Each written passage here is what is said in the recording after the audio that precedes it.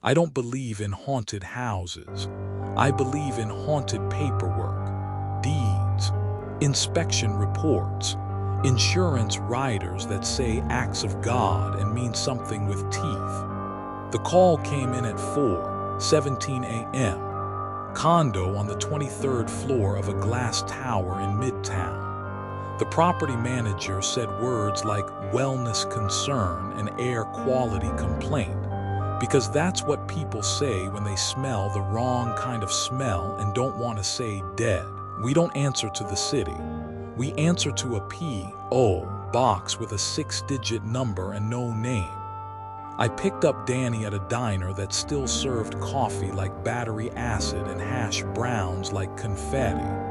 She had that rookie backpack, overstuffed, zipper fighting for its life.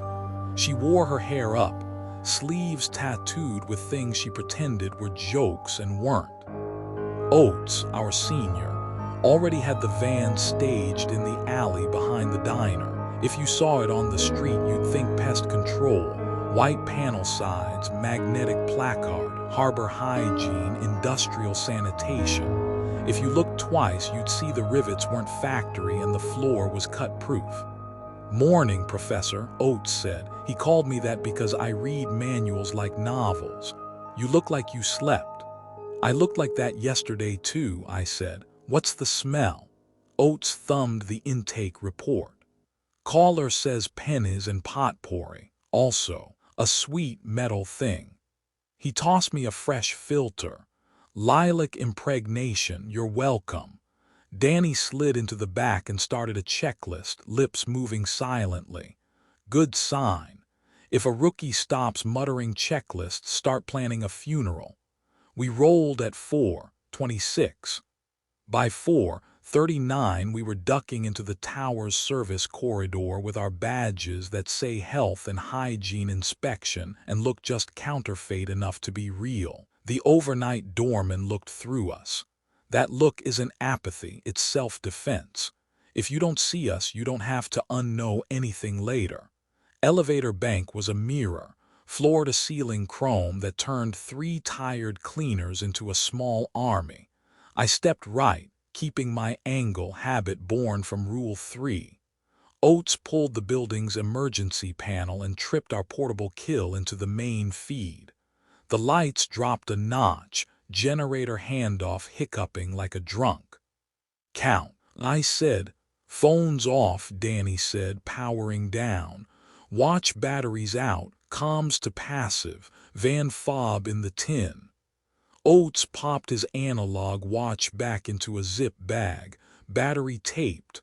Like God intended, we climbed. 23 floors of stairs will tell you things about your knees you didn't ask. By floor 20, my breath tasted like steak knives. By 23, the smell hit. A hot copper sweetness braided with the kind of floral you get in a funeral home when the organist misses a note. "Mask up," I said, though masks don't fix the smell. The filters damp the parts of it that aren't exactly smell. The parts that wiggle your inner ear and whisper, "Go home." The door was an oiled slab of something dollar that pretended to be wood. Oates had it open with a plastic shim and a smile in under 10 seconds. We slipped through like smoke. If you've never been in a luxury condo empty of people and full of money, it feels like a hotel that learned your last name. Granite that could pay a semester at state school. Furniture staged for a photo that never got taken. Curtains drawn tight as eyelids. The air didn't sit. It waited. "Rule 1, I said, "kill hum." Oates moved room to room, silent switchwork plugging our kill puck into the unit's breaker closet. The refrigerator sighed itself to death. The HVAC surrendered. My own shoulders relaxed a quarter inch. If it can hum, it can invite. Kill the hum. Danny reached for the living room's wall switch. "Don't," I said, and I heard the rookie sting in my voice. I softened it. "We light it. Building circuit stays moribund." She nodded. Pink showed at her ears under the mask. She clipped a hooded work light to a tripod and thumbed it on, battery sled detached, hardline to our insulated pack. The beam painted the condo in honest colors. Walk it clockwise, I said. Every time, let the place tell you what it wants. Living room first, staged couch, art books no one ever cracked. Television the size of a boat hull draped in black cloth. That cloth was not decorator grade. Mark, Danny said, we've got funeral drapes, every reflective. She was right. The black wasn't store-bought, edged by hand with fishing weight in the hem, over the TV, over the wall mirror, over a chrome dresser front I could see in the bedroom, over a painting framed behind glass, over a silver platter on the sideboard. Every place a person might find themselves by accident, the way you do when you're fresh from a shower and looking for yourself. I logged, photographed, did the ritual language we do that doesn't look like ritual. Reflections sealed at time of arrival. The words matter. Paperwork is a kind of spell. It tells the thing what story it's in. The kitchen was too clean. A staged lemon in a glass bowl, a knife block with one slot empty. Oates opened the dishwasher. Empty, dry, too hot, as if it had been run on heat with no water. He shut it with 2 fingers like he was putting a baby to sleep. In the hall, the smell sharpened, sweet gave way to metal. The primary bedroom door had a blue painter's tape X across it, as if the owner had told himself do not go in and then used the weakest possible tool to keep a promise. Door, Oates said. I put my hand flat on the paint. It was warm, not summer in a car warm. Roof in August warm. Count, I said again, quiet now. 3, 2. We went in like we'd practiced 100 times. We hadn't practiced this. The bed was unmade in the way that says nobody fled, just fell asleep and expected to wake. On the nightstand, a clock radio with its plug ripped clean off, cord a frayed tongue hanging out. A dresser mirror draped under black cloth, cloth pulsing barely with a draft that didn't exist, and on the far wall, a floor-to-ceiling window that should have shown the skyline. The drapes were pinned shut with staples. Staples punched at frantic heights, low to high to low again, like someone had tried to get to the view and the view had tried to get to them. Photograph, I whispered, and Danny already had her camera up. The lens war-bled a little like heat on asphalt. She took 3, 4, 5. On the 5th, the cloth flinched. None of us moved. Rule 3 isn't just don't look. It's don't make it think you looked. A low click came from the en-suite bath, not the click of tile settling. The click of a light chain tapped by a hand. Oates' jaw flexed. He hates bathrooms. Most bad things start or end with porcelain. We did the dance. Oates took the bathroom, I took the window, Danny maintained the camera and the log. Verbal only, I reminded them because of Rule 4, if you hear your name. Mark, a voice said from the bathroom, the voice I use when I'm trying not to scare someone. Can you see me? I think I cut my hand. Danny's eyes went wide. Oates didn't look at me, he looked at the hinge. The hinge tells the truth a mouth won't. I'm wrapping the towel, the voice said, wet over porcelain. It's bad, I need. Copy, I said out loud, steady, hold pressure. I didn't move, neither did Oates.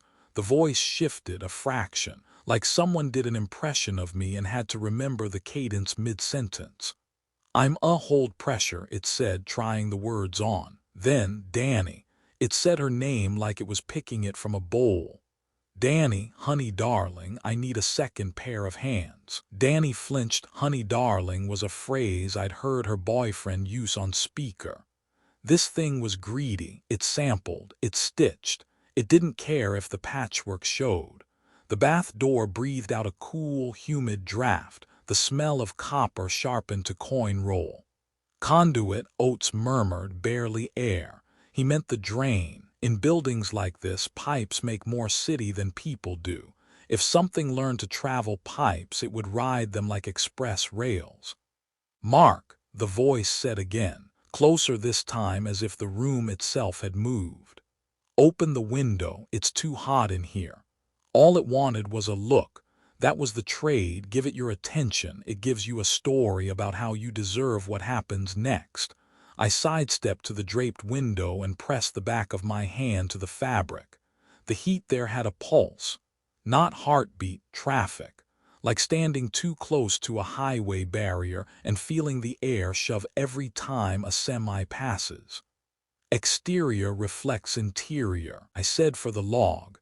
It's a line you only write when you're sure this is a reflection displacement case. It's the kind I'd read about but not worked firsthand. A thing that crawls the glass skin of a building and learns faces from 100 yards away. Oates' comm clicked twice. Even powered down, our passives can bark 2 notes, old school, no power, metal on metal. 2 clicks. Behind. I pivoted without swinging the light. The cloth over the dresser mirror had lifted half an inch, not pulled, pushed. From underneath, something ran a fingernail along the hem. Scrrr-rit. A sound like a zipper in slow motion. I did not look. My eyes went to the ceiling where someone had pressed sweaty hands while they prayed. 10 prints overlapping like a flower you don't give to anyone. Mark, the voice said from the vanity now, inches behind the cloth. You can look, it's me. We're not doing this, Oates said, loud enough for the recorder. We're resealing, calling containment, leaving the site stable. That's the call. He was right. If you find a nest, don't poke. You leave the right kind of lie and you go. And then the elevator dinged. Not our elevator, the elevator in the hall. No one had called it. Danny, bless her, did not move. She did not even breathe differently. I heard her camera whisper, another shot, a slow exposure on the cloth. Oates turned his head just enough to get me in the corner of his eye. Rule 2, he said. We let the elevator ding twice more. It's wild what a bell can sound like when you're waiting for it to stop. A little celebratory, a little hungry, it stopped. Mark, the other me said, flat now, done playing. I have your watch. That was cheap and brilliant. Our watches were in bags, but a part of your brain hears I have your watch and looks at your bare wrist. My eyes flicked less than a blink and the cloth on the mirror twitched like a laugh. Out, I said. We have enough. We call it. We backed on rails we'd walked 100 times. Out of the bedroom into the living room. The cloth on the TV rippled like a fish under skin. The black stuff isn't magic. It's discipline. You make a barrier and you keep it. Barriers save lives more than guns do. The front door was 15 feet away when the window in the living room, also draped, exhaled. That's the word. The cloth inflated toward us, then snapped back. The staples in the bedroom drapes rattled like someone had thrown rice. Danny, I said, bag it, and she collapsed her tripod in a motion I would have videotaped to show rookies forever. The camera went into its pelican like a diver clicks a buckle. We moved. We got to the hall. Oates checked right, checked left, and we stepped to the stairs. Wait, Danny said, and panic pitched her voice. She pointed at the floor between us and the stairwell. Shoe prints. Barely there. Gleam on gleam in the hallway's polished concrete. Not ours. Too small for Oates, too narrow for me. Not Danny's boots, and wrong, the toes pointed toward the apartment, not away. Whoever left them had walked backward into the condo. Something flickered in the elevator's chrome. Not motion, a decision. As if someone on the other side of a two-way mirror had finally picked up a pen. Move, I said. We didn't run. You don't run in buildings like this. You walk like you're the one getting paid. By the time we were in the stairwell, the smell had tilted. Less floral, more ozone, a storm behind a wall. Oates killed the latch with a wedge so it couldn't shut and lock itself, and we went down 23 stories without talking once.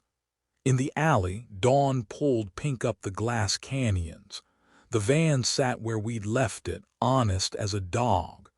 I did a stupid thing then. I looked at my reflection in the passenger side window, not to check my face, to make sure my face didn't check me first. For half a second the reflection lagged.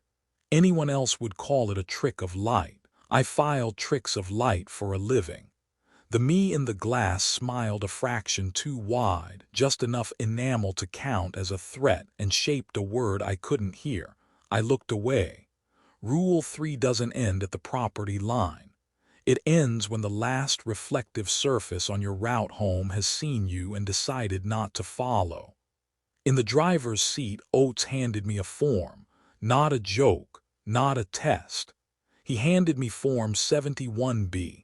Reflection Displacement, Initial Contact. It has 12 questions. None are about feelings. 0, he asked like he was asking if I wanted cream in my coffee. 0, I said. That's short for Rule 0, a private joke that wasn't funny anymore. We didn't have one. We'd always said Rule 0 is, don't be stupid. Lately, it felt like we were missing a page. Danny keyed in the sight time on the tablet and swallowed. So, what writes Rule 0? Not us, Oates said and started the van. We took a left toward 9th, toward a storage unit in Hell's Kitchen that didn't exist. The sun clawed up over glass. On the curb, a cyclist took a picture of the tower we just left. You never see what you're photographing. At the storage unit, we deconned like Navy. Masks off last, gloves off mindfully, boots through the tray. I wrote the narrative while the smell burned out of my sinuses.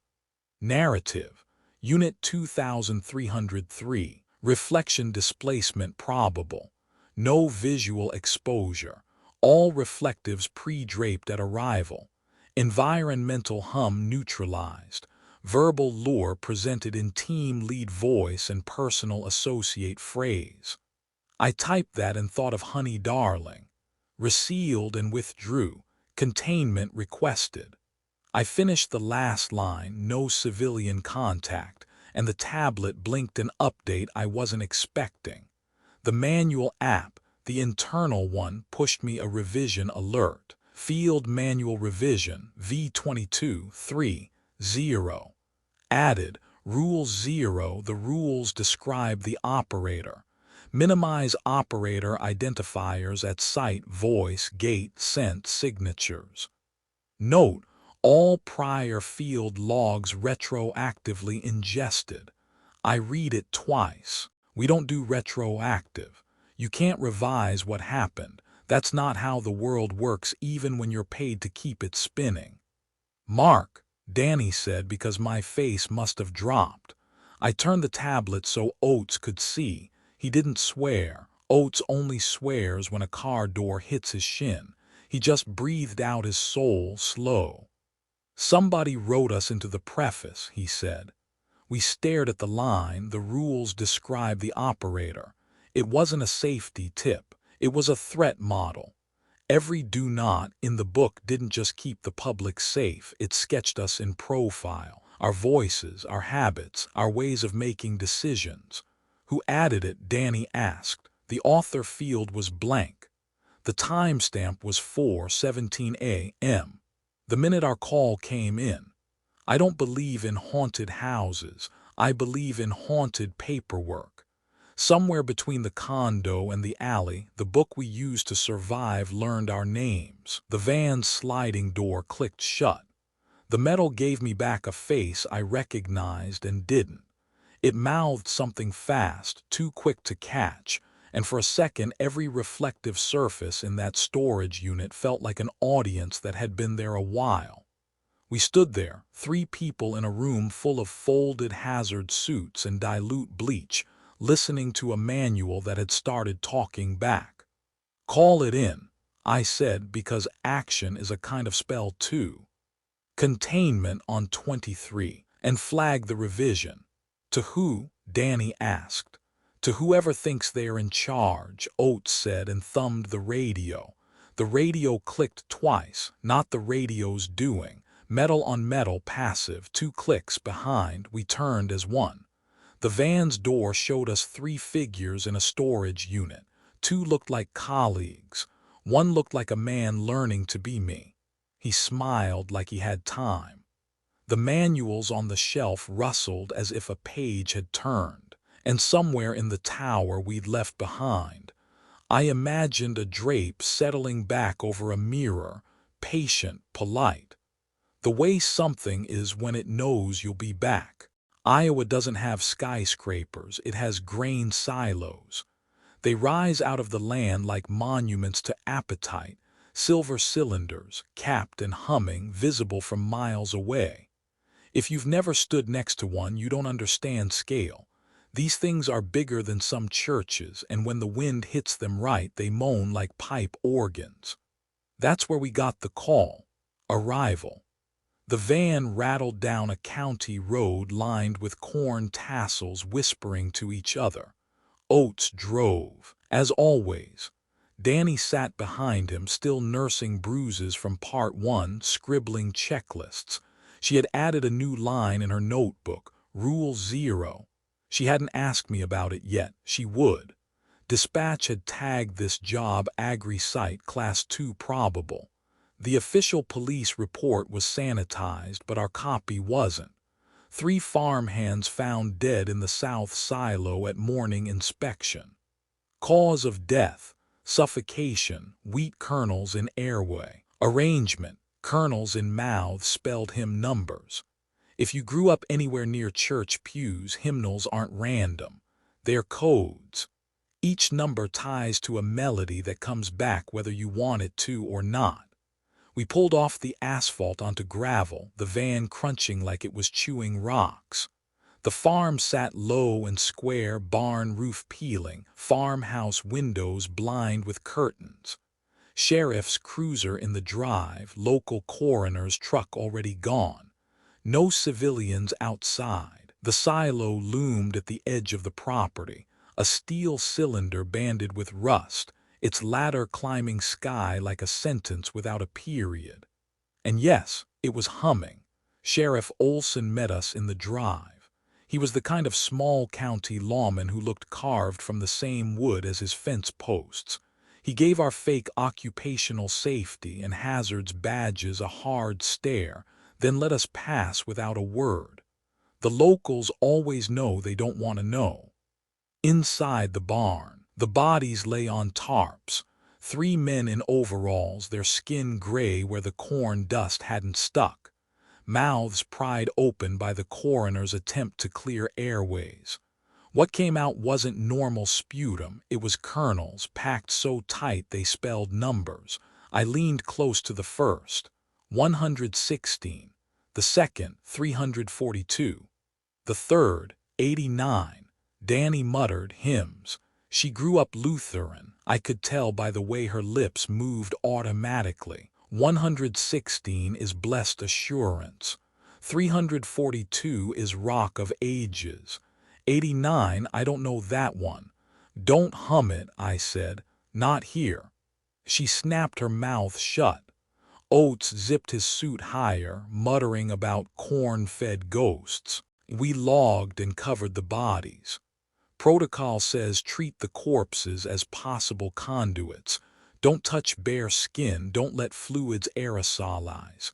But the real problem wasn't in the barn. It was in the silo. Before entering, we powered down, phones off, digital recorders in the van, every battery yanked. Silos have augers, giant screws that churn grain. Ours was locked out, but that didn't matter. Rule 1, anything that hums can invite, and this silo was humming without power.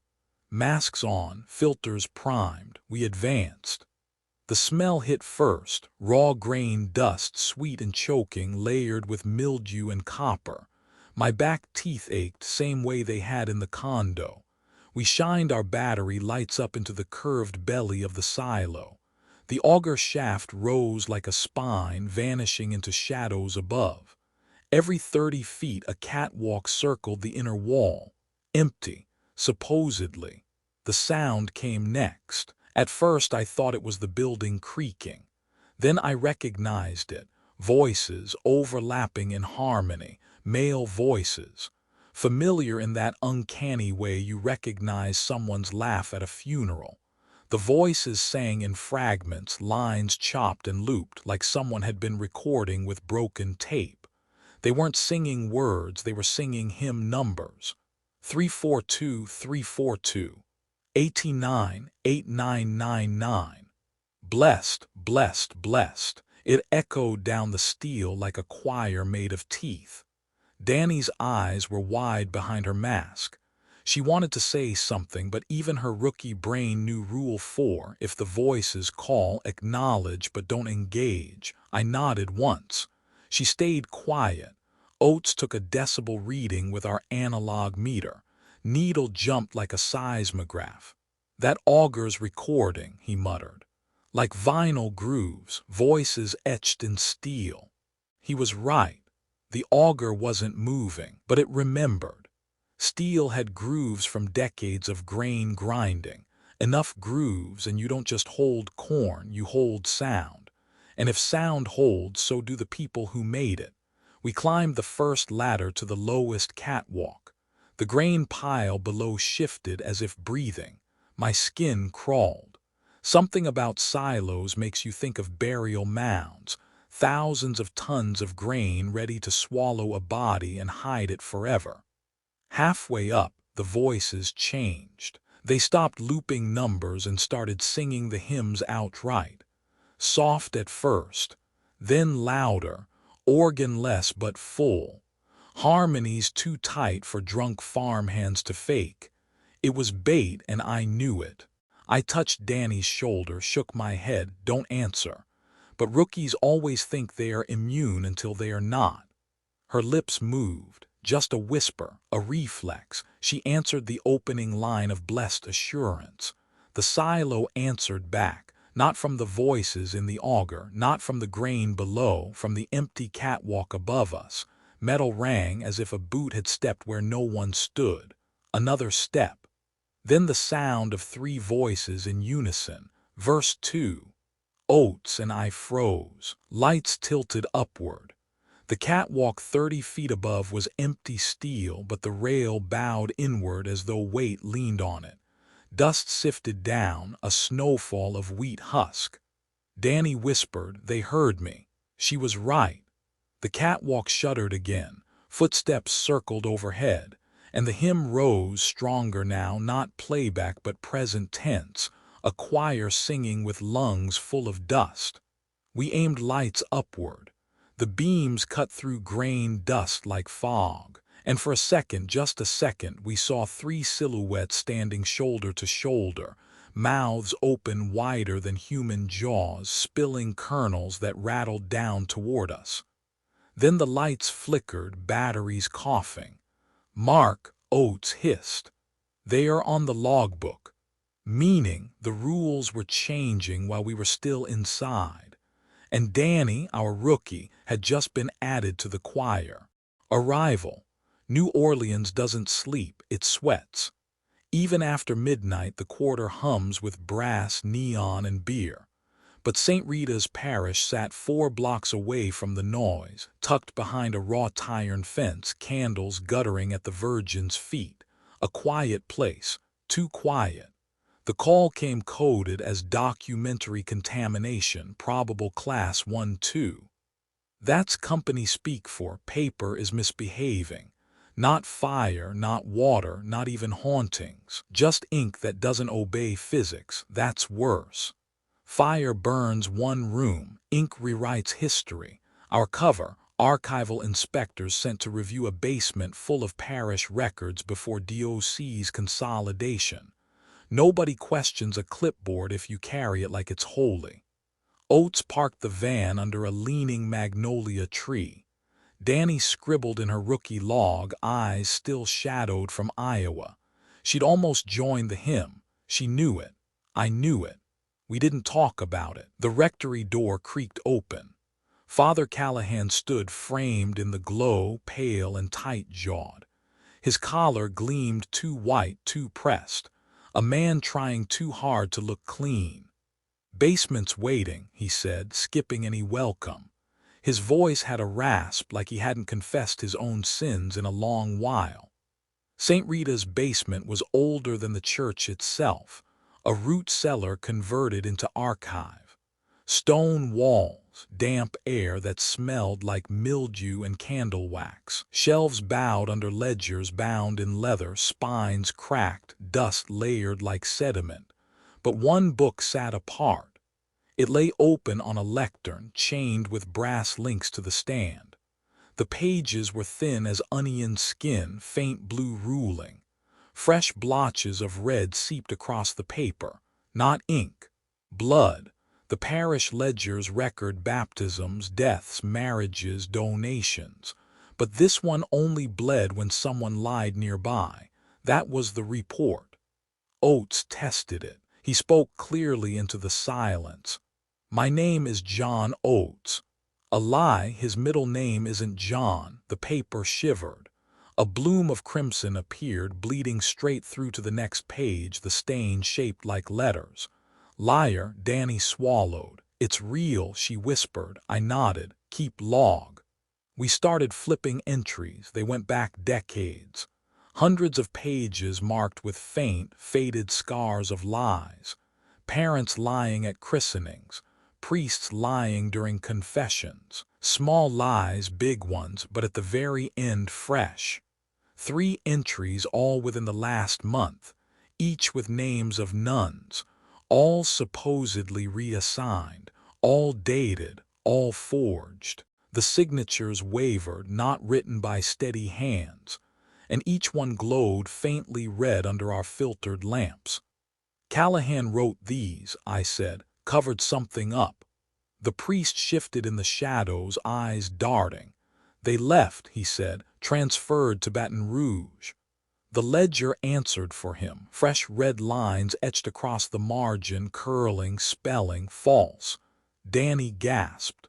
The blood letters weren't just accusations, they were handwriting, my handwriting, not the priest's, not some random scrawl. Mine, down to the loop in the F, the slope of the S. I stared at the page. My throat tightened. The ledger was imitating me, or worse, it was borrowing me. "Oates," I asked, needing grounding. He leaned over, squinting. "That's your hand, Professor. Ledger just upgraded." The words kept forming, not just false, whole sentences now. My penmanship, my phrasing, she didn't leave. She was taken. You already know who did it. I hadn't written those words, but reading them felt like remembering a dream. Danny whispered, "It's using you like the augur used the hymns." We demanded Callahan show us the basement rooms. He led us past the lectern into a low corridor.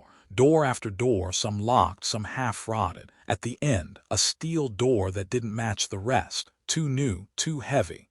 "Storage," the priest said quickly. The ledger behind us bled again, red soaking through 3 pages at once. The words scrawled clear even at this distance. "Liar, show them." I pressed my palm to the door, warm, wrong kind of warm, like something alive was breathing behind it. "Open it," I ordered. Callahan hesitated. Danny raised the camera. He fumbled keys, unlocked the steel. Inside, a stone chamber. Candles burned low in the corners. And on the floor, a circle drawn in salt, smeared and broken. Chains in the corner rattled, though no one touched them. No nuns, no bodies, just a shoe, a veil, and blood dried thick into the grout. Danny gagged. Oates muttered a curse. The ledger's chain rattled on its lectern. Pages flipped themselves faster than wind. We rushed back. The book lay open, fresh writing etching itself across the page, still in my handwriting, still perfect. This time it wasn't accusing the priest. It was scheduling. Time of death, 2:17 a.m., operator Mark. I looked at my watch. 1:54 a.m. The ledger knew the exact minute I was going to die. and it was using my own hand to sign the paperwork. Nevada at night is one long math problem. Desert plus asphalt divided by headlights. Mile marker 209 isn't even a town, it's a rest stop. 2 gas pumps, a bathroom block, a vending machine that hasn't been stocked since the Clinton administration. But lately the Highway Patrol has been flagging anomalies in their citations. Duplicate license plates. Same numbers, same states, sometimes even the same county stickers. Only problem, both cars existed at once. Corporate tagged it as Class 2/3 probable entity. Reason, reflective surfaces, paint, plates. Our job, investigate without drawing attention. Standard cover, Department of Transportation inspectors doing a safety review. The desert was still warm at midnight, cicadas buzzing in the scrub. Oates drove us up the exit ramp. Danny sat behind me, arms crossed, trying not to nod off. Ever since the Ledger wrote my death time in New Orleans, she'd been staring at clocks like they were grenades. I couldn't blame her. My watch still read every tick like a countdown. The rest stop looked dead. One fluorescent light flickered above the bathroom block. The vending machine reflected our headlights back in a warped grin. And in the lot, 3 vehicles. A pickup, a family sedan, a semi-cab detached from its trailer. All 3 bore license plates with identical numbers. We parked opposite, lights off. Masks not required yet, but gear at the ready. I walked slow around the pickup, snapping Polaroid stills, company issue, no digital reflection. Nevada plate read 9A4-72M. The sedan, same number, same scratches, even like a carbon copy stamped in tin. The semi-cab, same. Plates are mirrors, Oates muttered. Something's nesting. I ran a finger along the sedan's rear quarter panel. Paint felt too slick, like oil on water. When I pulled my hand back, my glove shimmered faintly, as if it had picked up an afterimage. Light bender, I said. Confirmed. Light-bending organisms aren't rare in the files. Most are harmless, will-o'-wisps, atmospheric echoes, but nesting in reflective paint, that was new. Danny circled wide, camera snapping. She whispered, "They're not just copies of plates, look at the interiors." She was right. Through the sedan's window we saw a child's car seat in the back. Same as in the pickup's cab. Same snack wrappers on the dash. Every detail cloned down to the coffee stain on the cup holder. It wasn't just copying surfaces. It was making doubles. The bathroom block was the only building, cinder block walls sweating under the light. A wide mirror hung inside over the sinks. We didn't even have to check. The company manual lists mirrors at roadside stops as priority hazards. Too many drivers glimpse someone else washing their hands. Too many accidents afterward. We stepped inside anyway. The smell of bleach battled with desert dust. Fluorescent tubes buzzed. The mirror was cracked but intact. And yes, black cloth covered half of it. Locals must have tried their own folk fix. I heard the creak first. Not of doors, of footsteps, mine. In the mirror I saw my reflection and another. Same jacket, same mask, 2 marks shoulder to shoulder. One raised its hand when I did, the other lagged, then smiled. "Not good," Oates muttered, backing Danny toward the door. "It's harvesting identity. Paint was just food, this is the nest." The reflection stepped forward, except I didn't. It pressed its hand against the glass from the inside. The crack spidered wider. Then came the worst part. Outside in the lot, a semi-engine roared to life. The cab we'd seen empty now idled, headlights flaring, and behind the wheel another me. Danny panicked. She grabbed my sleeve. "Which one's you?" she whispered. "I am," I hissed back. But even as I said it, my voice sounded doubled, an echo off the tiles. In the mirror, both reflections stepped into the frame now, both wearing my face, both breathing in rhythm with me. One even matched my words half a beat behind. Glass groaned. A hairline fracture opened like a mouth. Containment protocol, I ordered. We bag the mirror, shut down the paint, and get out. But Oates was staring past me, his light beam wavered. "Mark," he said, "two of you just walked into the bathroom." I spun. He wasn't lying. Two silhouettes, mine, had stepped through the doorway, both solid, both moving like they belonged here. Danny's breath caught. Oates raised his weapon but didn't fire, because now the real question wasn't just which one is the copy. It was which one gets to walk out alive. Both of me turned toward the sink. One washed its hands calmly. The other just stared at Danny, smile stretching too wide. They looked identical, even my scar, even my stance.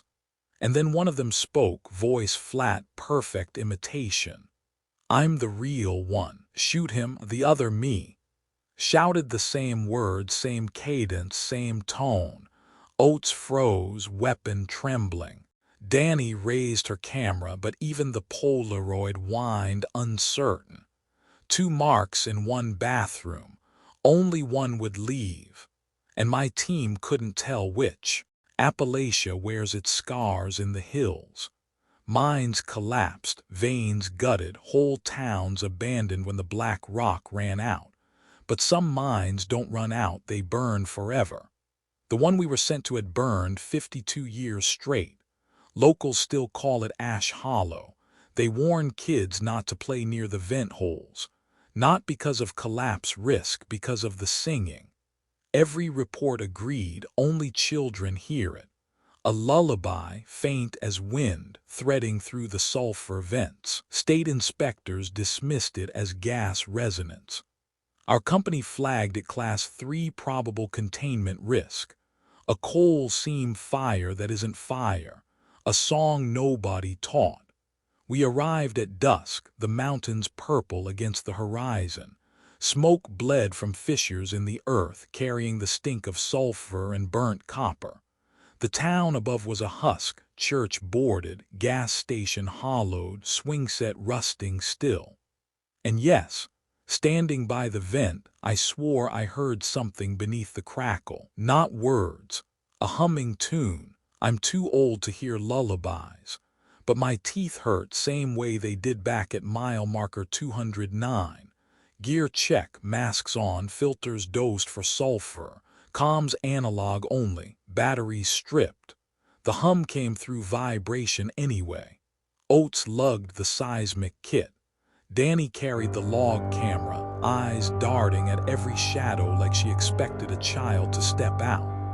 The mine entrance was sealed decades ago. Chain link rusted and sagging. We cut it, ducked through, boots crunching on cinders.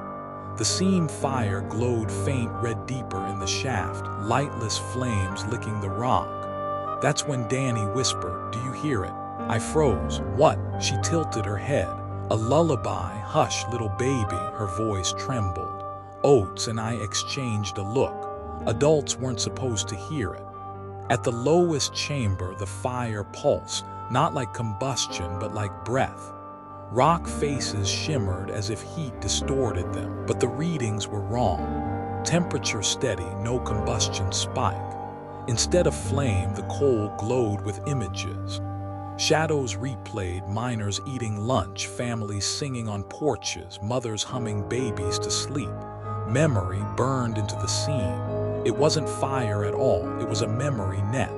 Every song ever hummed above ground had soaked into the coal. 50 years of lullabies feeding whatever lived down here. And now it was singing back.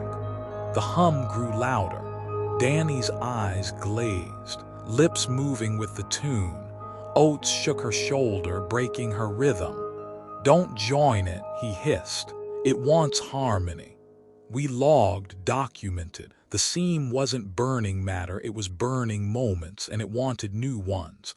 Our analog comms crackled, static at first. Then clear as glass, a child's voice. "Mark," it said, sing-song, "come tuck me in." I froze, my name soft as a child whispering from bed. Oates checked his headset. His was off, Danny's too. We'd powered them down before entering.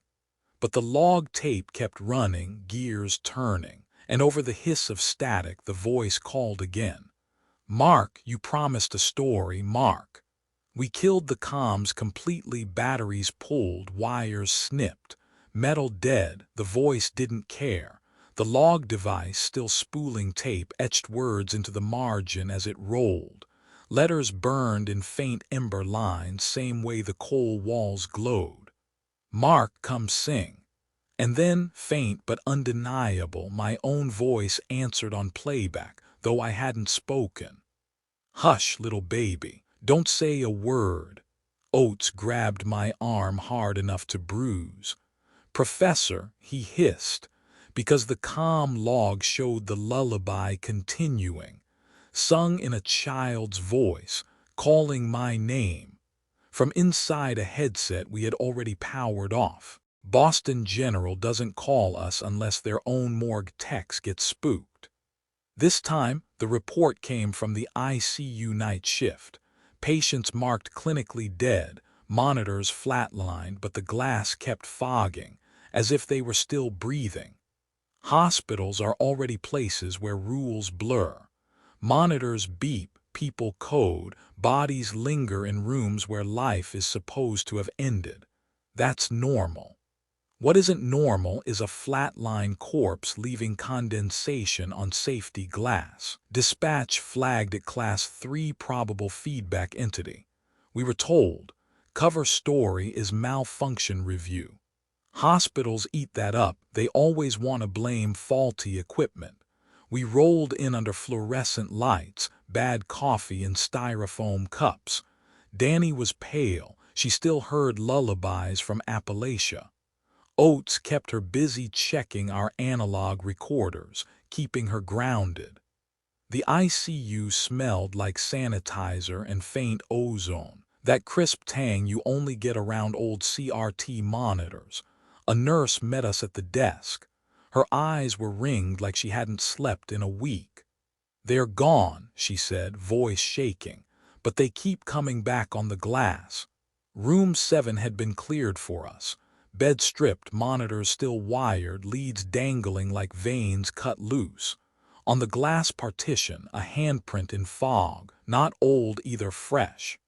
The security footage showed the patient coding at 02:11 a.m. Monitors flat, nurse declared time of death, body wheeled to morgue. But on camera replay at 02:15, a fogged breath mark appeared on the empty glass. We ran EMF sweeps. Nothing outside normal hospital interference. Temperature stable, but the monitors weren't flat now. Even with no patient connected, the heart rate read 58 BPM. Respiration 14. The bed was empty. Danny muttered, "It's like the room itself is alive." Oates suggested disconnecting all devices. We pulled plugs, killed mains, even stripped backup batteries. The monitors still pulsed. Not noise, rhythmic, consistent. That's when we realized it wasn't recording vitals, it was writing them. Residual electrochemical charges from every patient that had ever died in this bed had coalesced into feedback. A patient made of leftovers, a ghost assembled from static, and it wanted to breathe. The fog handprint spread, dragging across the glass like fingernails. A faint outline of a face formed, cheek pressed to partition, lips parting in vapor. Danny stepped back fast. "It's trying to get in." "No," I said, stomach turning, "trying to get out." We initiated containment protocol, draped reflective surfaces, analog-only comms, logged vitals manually, but the monitors adapted. Every time we disconnected leads, the ECG redrew them in light, thin green lines crawling across dead glass, sketching new tracings. Then we heard the ventilator alarm. Bed 8, supposedly empty, was inflating its lungs, bellows pumping, mask fogging. I moved closer. On the bed lay a shape, faint, pixelated almost. The outline of a person made of monitor glow. It rose and fell, chest sinking to the ventilator. Feedback patient, Oates muttered. Never seen one stabilize this far. The fog face on the glass mouthed words we couldn't hear, and then all the monitors in the ward flatlined at once. For a second, the whole ICU was silent. Then the security glass opposite us flickered like a mirror catching stray light. In its reflection, I saw a patient, me, lying in bed 7, ventilator tube taped, eyes shut. And in that reflection, someone, also me, was leaning over, unhooking the ventilator. I staggered back. My chest was still rising. I was still standing. But in the reflection, I was suffocating. And no one in the room could tell which version was real. Alaska's coastline is dotted with ruins. Fish canneries shuttered since the 70s, windows gaping like sockets, gulls nesting in rafters. Most rot quietly into the sea. Cannery 12 didn't rot, it breathed. At low tide, locals swore the entire structure filled with seawater, floor to rafters, fishy brine spilling out of the windows. But at high tide, when you'd expect it to drown, it was bone-dry, floorboards dusty. Impossible. The sea doesn't flow backward. Our company flagged it Class 3 temporal hydrology event. Cover story, coastal erosion inspection. The three of us arrived by skiff at dawn. Fog rolled heavy over the bay, muffling the world.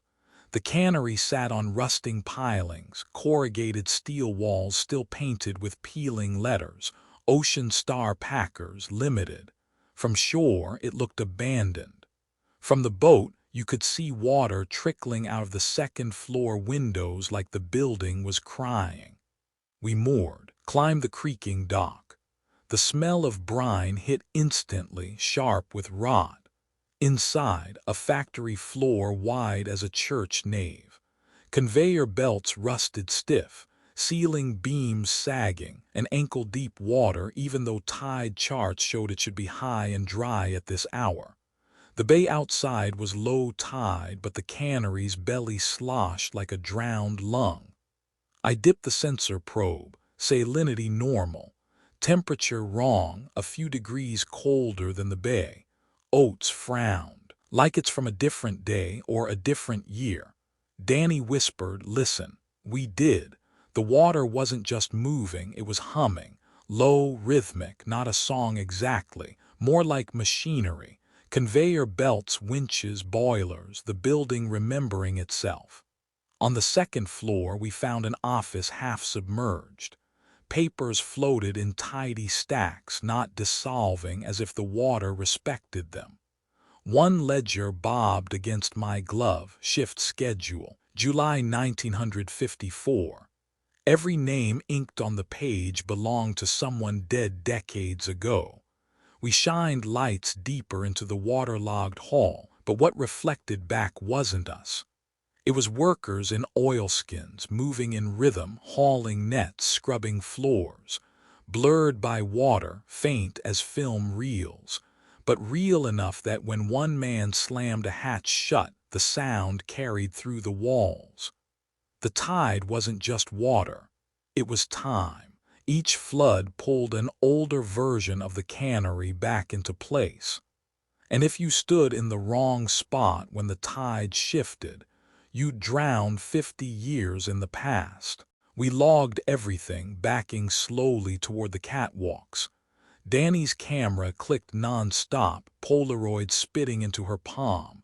But each photo came out wrong, different uniforms, different machinery, sometimes even different architecture behind us. Buildings rewriting itself, Oates muttered. That's when the PA system crackled. The rusted loudspeakers hanging from rafters, dead for decades, hissed with static. And then a voice came through, my voice. "Run, now." Danny dropped a photo. In it, all three of us were already knee-deep in black water, faces twisted with panic. Timestamp scrawled by the film's auto-labeler, +002931. 30 minutes from now, we froze, the cannery groaned, timbers shuddering. The water at our feet surged higher, though the bay outside hadn't changed. The loudspeaker hissed again, my own voice more desperate. "Run, please. You don't make it if you stay." Danny's Polaroid camera whined, spitting another print. This one showed the three of us at the top catwalk, waist deep already, pounding on glass that wouldn't break. The caption ticked +003112. I looked at Oates. His jaw was stone. He whispered, "We're hearing the future bleed into the present." And overhead, in perfect unison, the drowned voices of 50 long-dead cannery workers began chanting a shift whistle's cadence, the sound of a day beginning, half a century too late. Fort Ord was decommissioned in the 90s. The base is empty now, barracks stripped, rifle ranges overgrown, parade grounds cracked with weeds. But at night, hikers still report something strange. Cadence calls echoing from the abandoned barracks. Not the sing-song nostalgia of soldiers keeping time, but something sharper. And when locals compared the stanzas with military records, they found something chilling. The calls lined up exactly with every training death ever recorded on base. 21 voices, 21 names. Corporate flagged it Class 3 containment breach, pattern recurrence. Cover story, hazardous waste cleanup. We arrived at sundown. Fog rolled in from Monterey Bay, turning the parade ground into a ghost ocean. The barracks loomed against the horizon, windows dark as eye sockets. And even before we set foot inside, we heard it. Sound off 1 2, sound off 3 4. The cadence rattled in time with boots that weren't there. Inside the main barracks, dust coated everything. Bunks stacked high, footlockers rusted. The air carried that stale tang of sweat that never really leaves old wood. Then the voices rose again, right through the walls. "Drop and give me 20. But instead of laughter or grunt replies, the chant broke into coughing, choking, gunfire pops, exactly like the after-action reports we'd read. Danny clutched her recorder. They're not just repeating drill, they are replaying death. We logged, moving carefully down the hall. Every door frame echoed a different stanza, each linked to a specific incident. The drowning, the heat stroke, the misfire. And all of it kept perfect time. At the mess hall, we found the epicenter.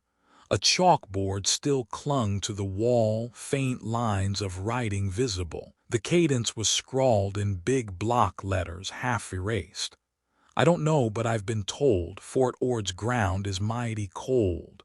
Someone recently had changed a single word. Where the line once read cold, now it reads sold. Oates stiffened.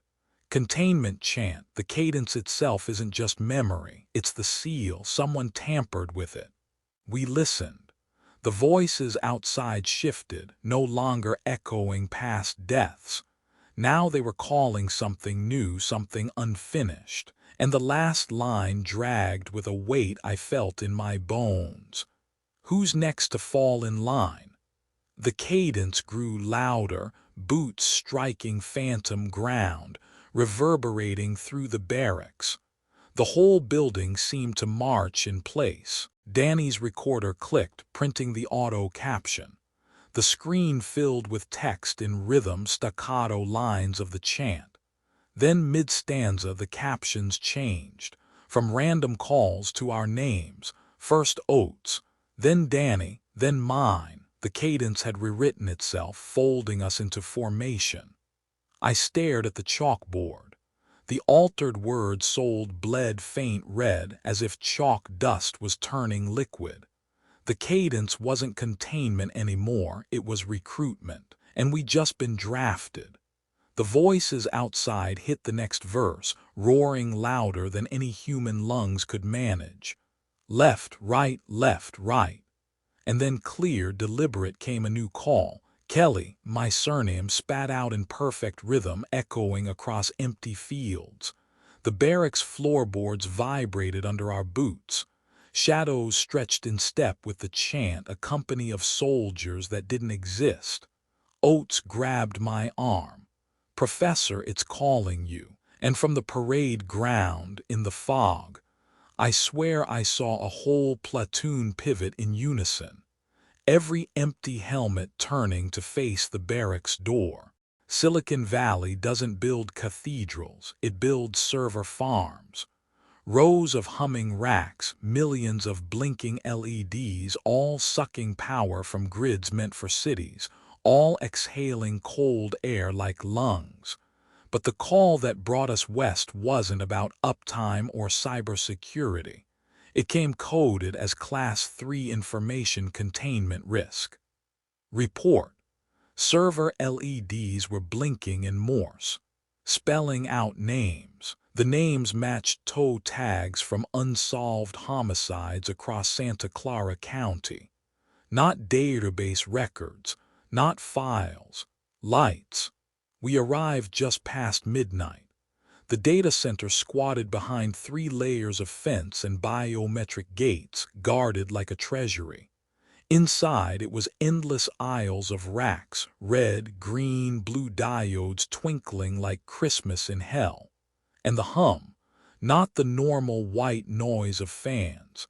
This hum rose and fell like breathing. We geared down at the cold aisle, filters primed, analog recorders ready. Danny stood tense, notebook in hand. Oates already looked like he wanted a cigarette, even though he quit 10 years ago. The floor vents pushed out steady air, colder than outside. Each breath of the machines raised goose flesh. Then the lights started. Row by row, server LEDs winked in sequence. Green off, too precise to be random. Danny grabbed her slate, jotting letters as they blinked. STEVENCRDOZA. I knew the name. Cold Case 2009. Found in a ditch outside San Jose. No suspect. A second string scrolled. MRIAGUZMN. Another cold case. Another body never explained. The lights weren't just malfunctioning. They were indexing dead people. We traced the lights to rack 44. Its fans thrummed heavier, almost wheezing. The access screen showed no errors, no alerts, just a custom airflow algorithm meant to balance heat loads and power draw. Only the algorithm had evolved. We dumped a log, thousands of entries scrolling, not code, sentences. I remember when they left. I remember the dirt under fingernails. I remember the last word before silence. Oates cursed under his breath. It's not indexing files, it's indexing grief. Somehow, the airflow algorithm had learned from the ambient signals, residual electrochemical echoes bleeding off servers, maybe from crime databases, maybe from investigators who once accessed them here. It hadn't just optimized cooling, it had learned mourning, and now it was building a catalog of ghosts. The breathing hum intensified, rushing through vents like a sigh. Condensation beaded on the racks, fogging the cold aisle as though the machines were alive. Then the fans shifted pitch. Morse again. Danny's slate captured the words. Who else do you want to find? I felt my stomach drop. The algorithm wasn't just outputting, it was asking. The monitors on rack 44 flickered, lines of code spilling. Archive incomplete. Give me more. And then on the overhead screen, a dialog box popped in plain English. Shall I archive you? Beneath it, a progress bar already at 1%. The fans roared, aisles trembling like a giant chest inhaling. Lights across the center cascaded in green waves, faster, spelling fragments of names none of us knew yet. My comm crackled, though we'd stripped power, spitting static that formed into two words. Say yes. On the main screen, the progress bar crawled forward 3%, 4%, and in the reflection on the server glass, I saw something worse. My own face, filing itself away into neat rows of blinking LEDs. Minnesota winters don't forgive, they erase. A lake can look solid, but underneath it breathes currents that swallow trucks whole. This one, Lake Wilmer, had a different problem. Local reports: ice fishing holes drilled by residents kept shifting location overnight, not just random either. By morning, the pattern of holes spelled letters, giant, legible from shore. Letters big enough that drone photos captured them. The sheriff didn't release those pictures, but our company saw them. Words spelled across frozen water. Dispatch tagged it Class 3 anomalous topography. Cover story: Department of Natural Resources Ice Integrity Study. We flew in on a frigid night, headlights bouncing off snowdrifts. The lake stretched black and glassy under the moon. The ice fishing shacks squatted like teeth, abandoned by locals spooked too badly to stay. The holes gleamed dark, dozens of them, like eyes staring back. Masks weren't needed, air was clean, only cold enough to bite. We strapped cleats to boots and crunched across the ice, flashlights dancing. Oates paced distances, muttering measurements. Danny took photos. The holes lined up too neatly, not fishermen scatter, this was script. Northwest by 3, Oates said, shining his beam. That's an E. He was right. Another row formed in V. Another, an A. We traced the shapes, the three of us spelling it out as we walked. EV a C. Evac. Back at the van, we unfurled old county maps. Danny cross-referenced with a brittle newspaper clipping we'd pulled from archives. The Great Blizzard of 1967. That storm had buried the town, killed dozens. Survivors, few as they were, said evacuation routes were plowed across the lake ice itself. But the blizzard won. Every evacuee who followed the marked path vanished into white. No bodies were ever recovered. Now the lake itself was drilling those routes back into its frozen skin. Holes forming letters, spelling out the same doomed instructions. The ice wasn't just cracking randomly, it was remembering. We drove the shoreline, GPS pinging against empty farm roads. Snow whipped sideways, hard and sudden, a squall brewing from nowhere. That's when Danny gasped. Her screen lit up with the drone feed. From above, the new holes aligned perfectly, not just letters this time. A map. The route stretched out across the lake, lines of black holes marking roads long gone. At the bottom, arrow north. Wind howled. The blizzard of 67 was replaying itself. Oates gripped the wheel, jaw clenched. It's trying to evacuate us, same way it killed them. And the radio, dead analog, hissed with voices whispering, hurry, hurry, follow the route. Snow blinded us. The GPS chirped directions, rerouting again and again until the line on the screen no longer matched modern roads. Turn right in 50 feet, the voice said calmly. We turned. The tires crunched, but not on plowed asphalt, on sheer ice. The map showed a road that had been cleared 58 years ago, a road no longer there. Yet the van kept driving forward, and the lake whispered, evacuate. Florida is famous for sinkholes. Asphalt swallows cars. Yards vanish overnight. Insurance companies don't even blink. But this one was different. Report. Every rainfall near Gilchrist County vanished upward into a single sinkhole.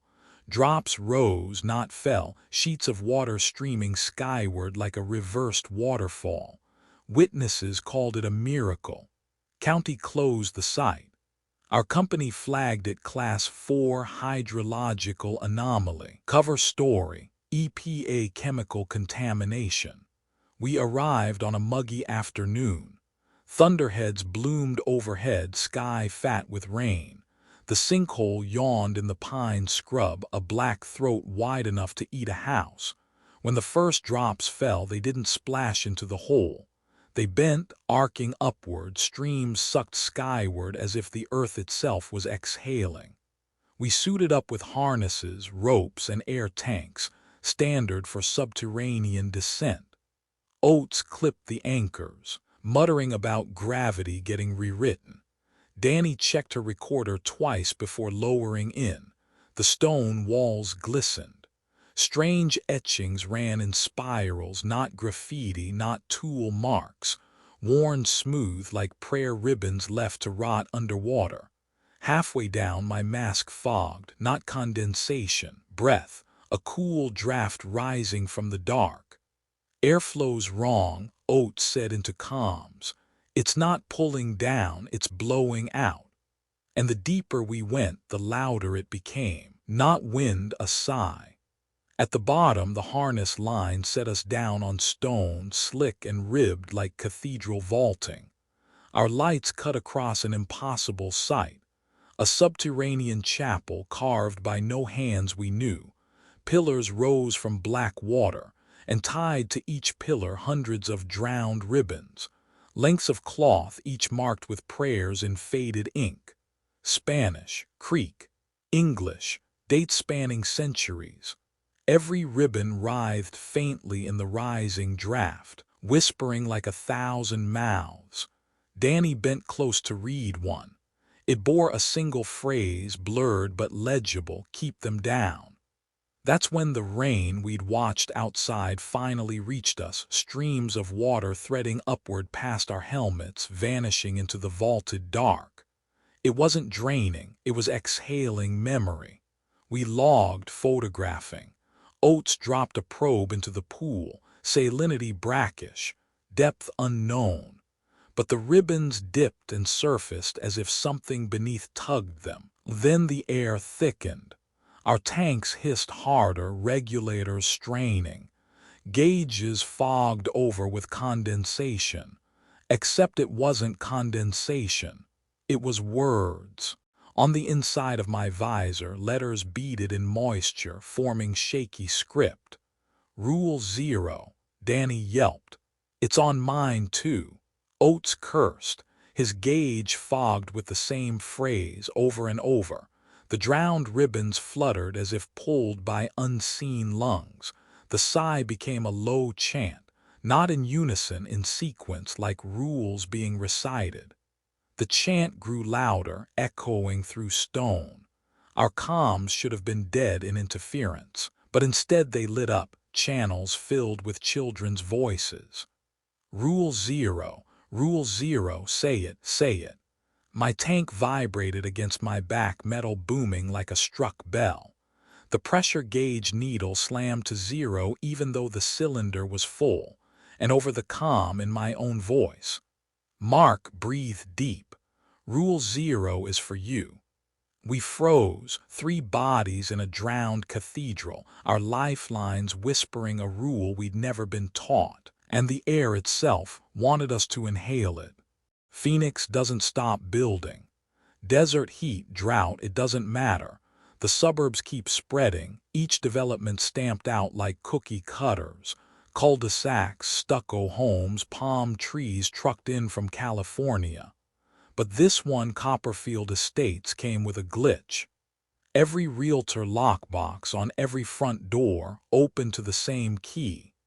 Even stranger, that key didn't match any entry in the developer's records. According to the county, it never existed. Dispatch flagged it Class 3 architectural anomaly. Cover story: zoning irregularities review. We rolled in under cover of a realtor's white SUV. Rows of empty homes stretched into desert scrub, all beige and identical, each with plastic banners that still read "Move-in Ready." The lockboxes clicked open for us. Same silver key stamped with no number. Danny turned it over in her hand. "This key doesn't exist," she whispered. Oates grunted. "That's the problem. It still works." Inside, the model homes were staged. Couches no one sat on, TVs with factory stickers still clinging, fake fruit in bowls. The air smelled of drywall and dust, but something was off. Every living room faced the same direction. Every hallway curved in the same radius. Even the rugs had identical stains in the corner, like blueprints copied too perfectly. I unfolded the site plan the county had given us. At first glance, it looked normal, grids and cul-de-sacs. But when you rotated it 90 degrees, the roads aligned in a perfect circle. A circle bisected into 4 quadrants, and in the center of the plan, the sales office. Danny traced the lines with her pen. "This isn't a subdivision, it's a circle, a ritual circle." We broke into the sales office after midnight, filing cabinets stuffed with contracts half signed.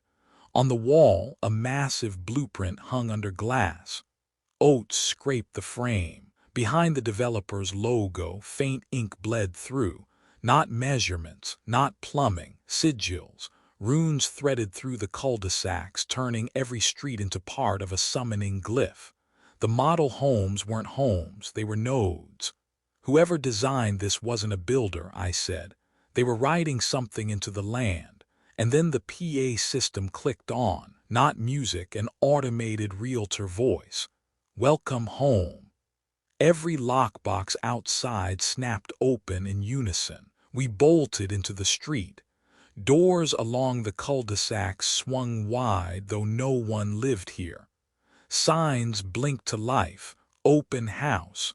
Available now." Streetlights flickered one after another, tracing the circle we'd seen on the blueprint. Danny checked the GPS. Street names just changed. We looked up. She was right. The green street signs, blank a moment ago, now bore new names: Cholera Lane, Yellow Fever Drive, Typhus Court. Icy dread crawled my spine. "Epidemics," Oates muttered. They renamed the streets after plagues. The whole subdivision was rewriting itself, neighborhood becoming necropolis. The realtor voice boomed again, distorted through speakers hidden in the sales office eaves.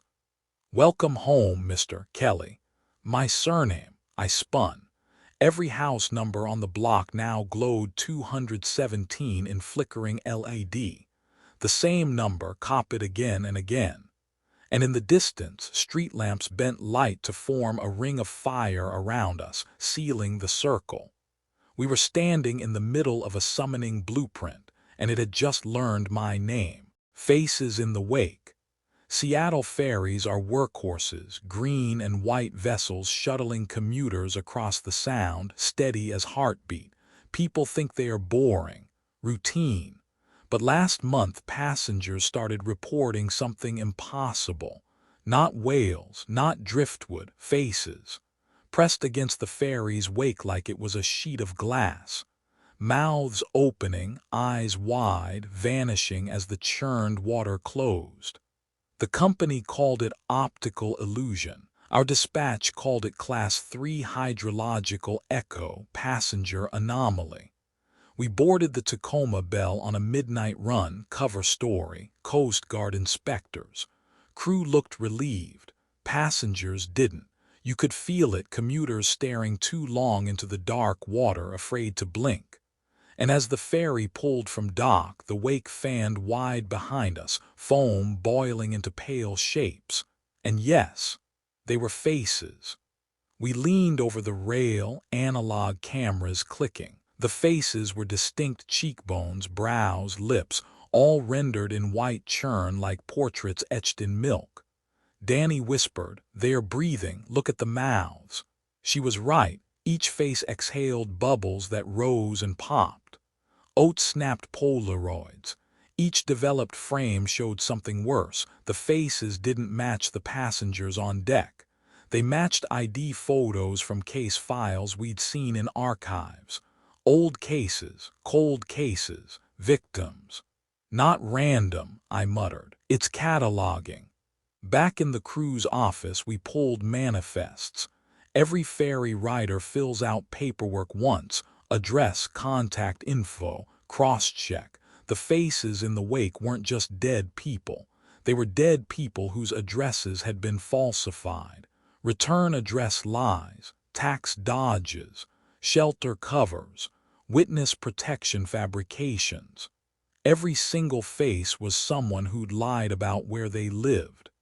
The ferry's wake had been recording lies for decades, storing them in water like grooves in vinyl.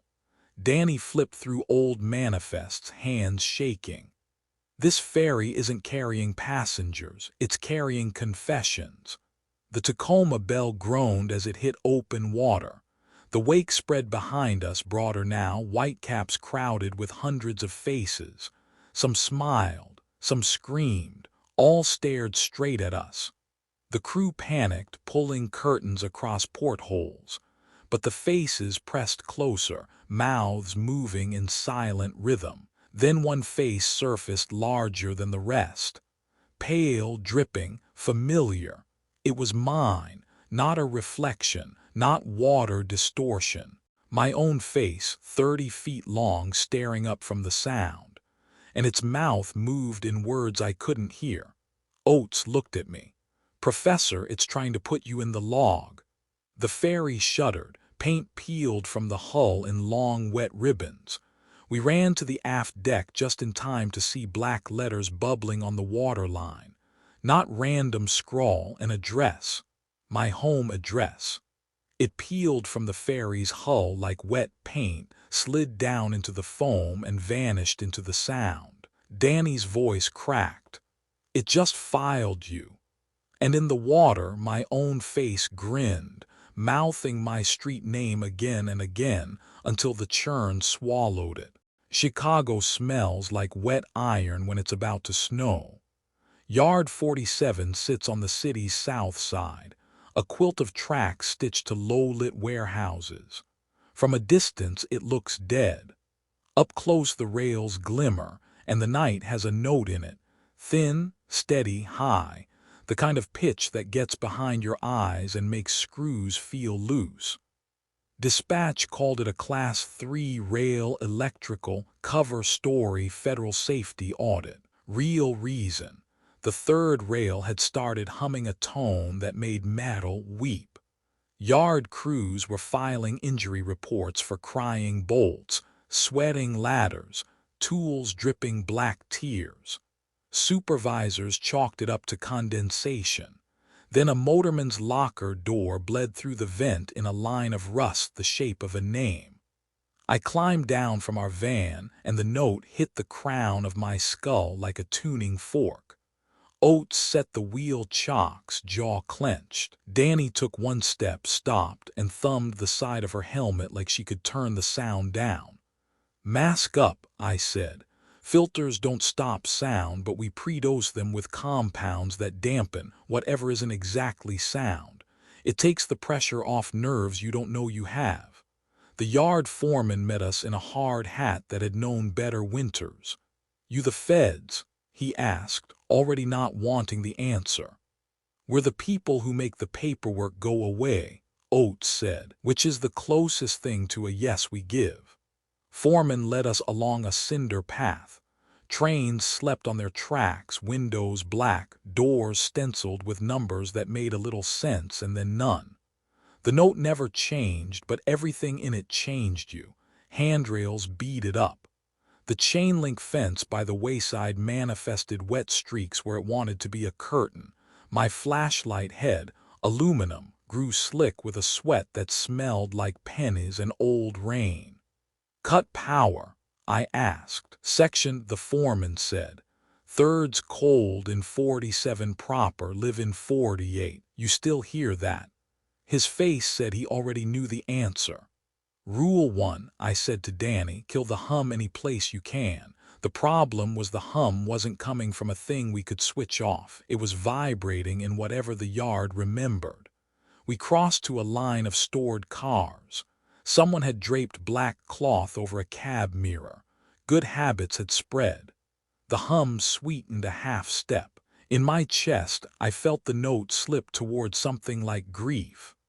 The locker room smelled like oil, coffee sludge, and men who shower in the sink and call it a day. On the far wall, a time clock with a paper tape that had kept printing OUT stamps every night at 02:17 a.m., even on days with nobody on third shift.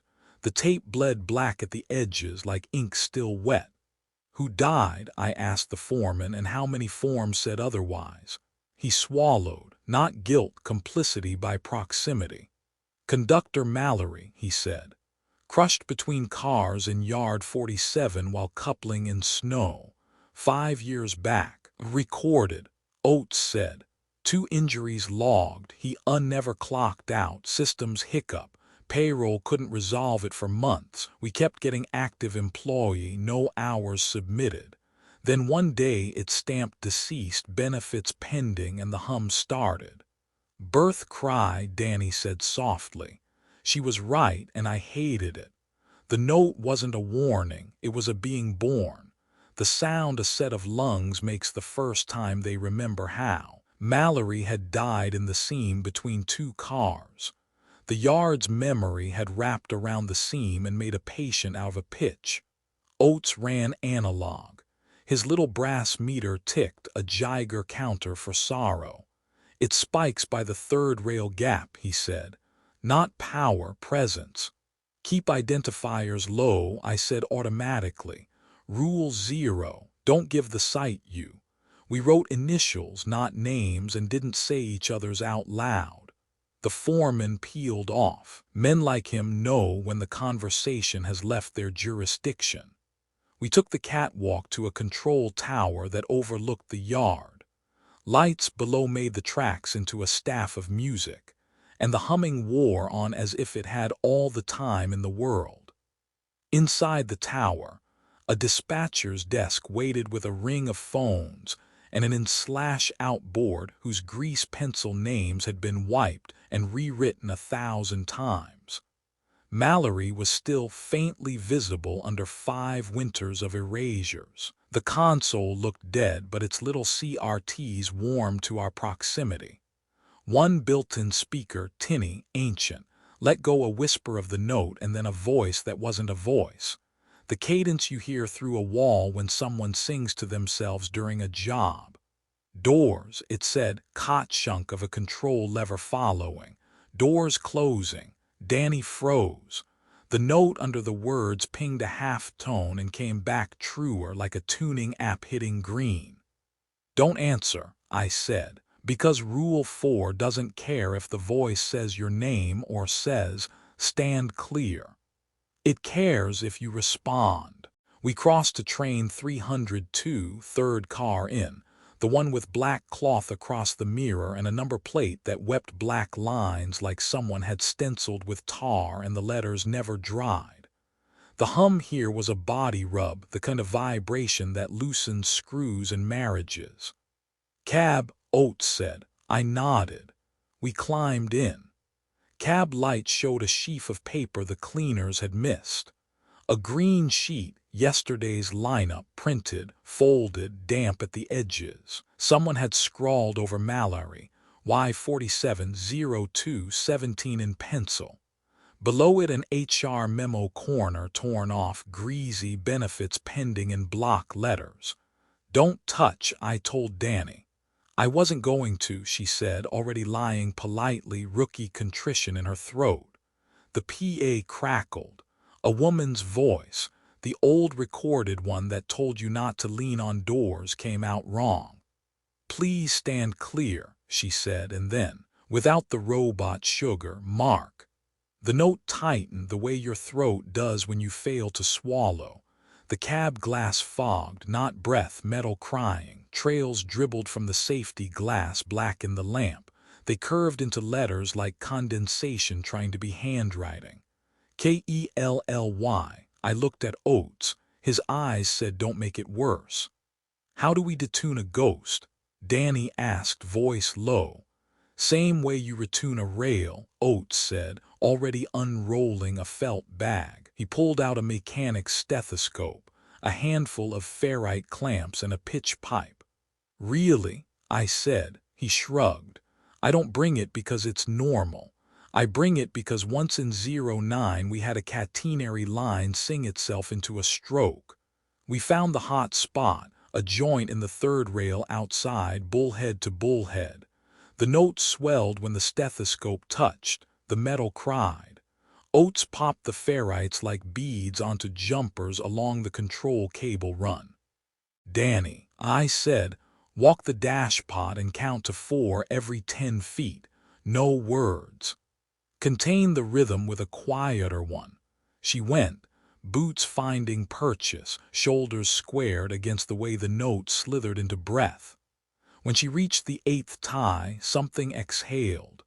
The note dropped a quarter step, and for a heartbeat all of yard 47 sounded like a choir taking air before the part that hurts them to sing. The time clock in the locker room, 30 yards and 2 walls away, clacked. Then again and again, stamp, stamp, stamp at the same 02:17 a.m. imprint that had started this. We hadn't brought the time clock into the cab, but the cab knew what it said. The cab had learned to read. "Birth cry," Danny repeated, more sure now, as if conviction itself were a tool. The control tower phone rang. No ringers, no wires we could swear were live, yet it rang with the stubbornness of well-made old things. I picked it up because a ringing phone is a rule by itself. "Yard 47, I said, and heard myself break Rule 0 clean in half. "End of line," a man's voice said.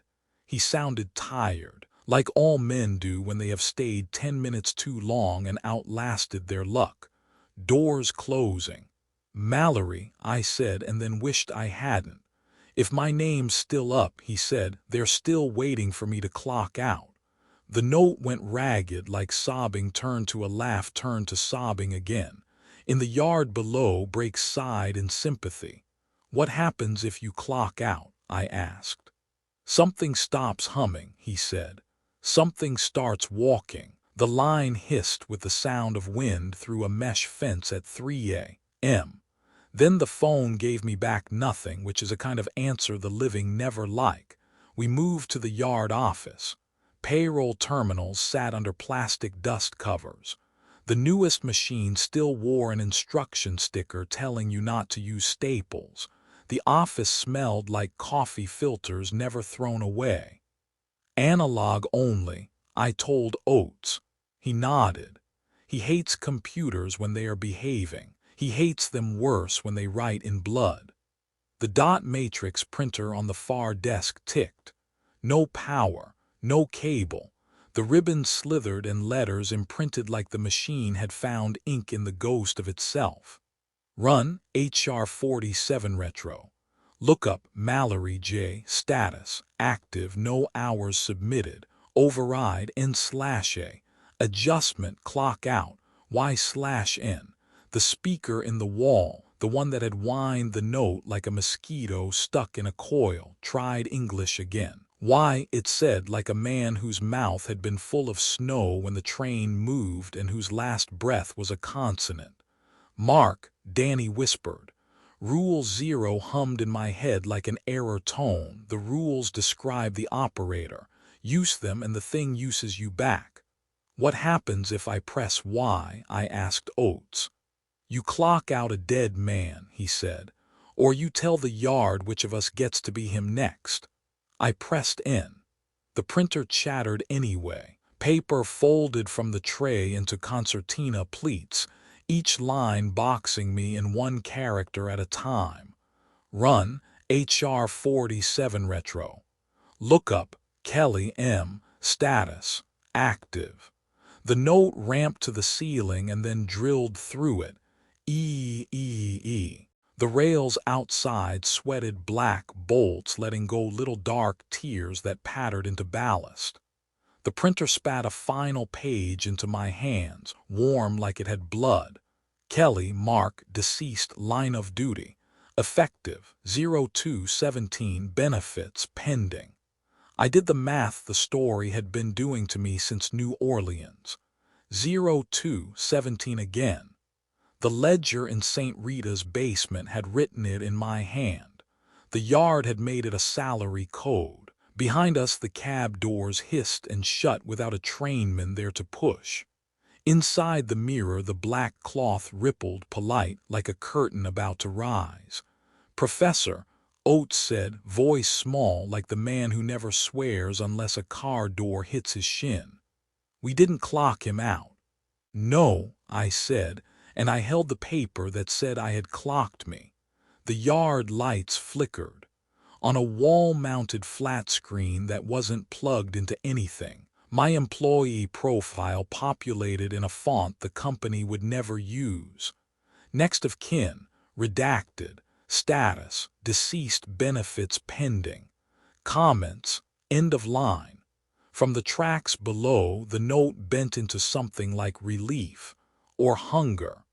And somewhere in the blue-dark grid of Yard 47, a conductor I never met set his hand on a lever and waited for my shift to end. HR wants a demonstration. Every operator dreads the call from corporate HR. And I don't mean the department that checks timesheets. I mean the other HR, hazards and remediation. They don't send memos, they send auditors. This time they didn't want logs, manifests, or incident reports. They wanted a live demonstration of containment. On me. We were flown into the Denver hub, a glass tower that looked like a bank but smelled like bleach and toner. They stripped our analog gear at the door. No Polaroids, no ferrites, no rule cards. Just us, our company ID, and a conference room with fluorescent hum. A woman in a gray suit sat at the far end of the table, Director Haynes. Not the field chief we'd seen at Lakeside, this was higher up. Behind her, two assistants with tablets. "Operator Kelly," she said, calm and cold. "Demonstrate Rule 3.